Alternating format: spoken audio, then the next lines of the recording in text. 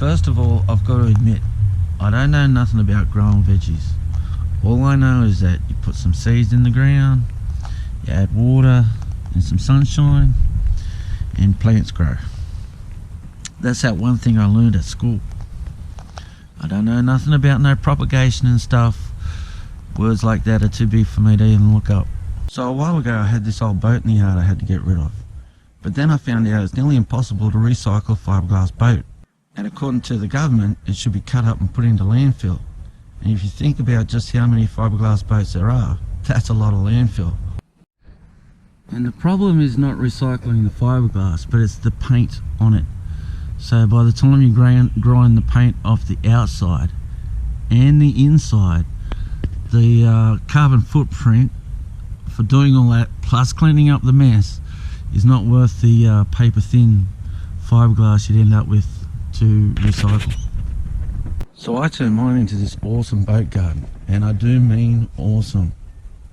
So all I did is get the local sand and soil place to just deliver right here in my driveway a half a ton of river rock, which is about this size stuff here, see these? And a couple of bags of gravel and a ton and a half of garden soil. So I put the rocks in, then the gravel on top, then the soil on top of that, and that's it.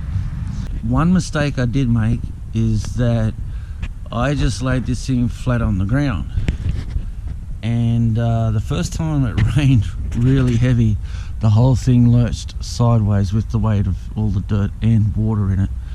So I had to get some car jacks in and jack up that side, and just I've got some bricks and stuff down under there. But what I suggest would be a sleeper or some sleepers on either side, and that way it'll make it look nice and neat.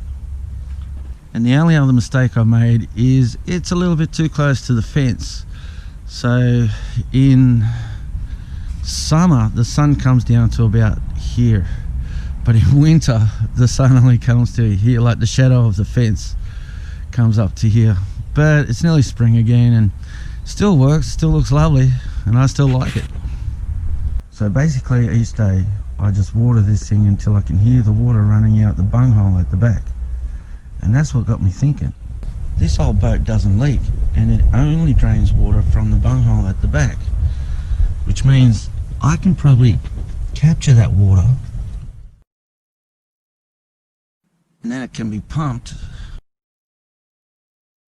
right back up onto the garden again.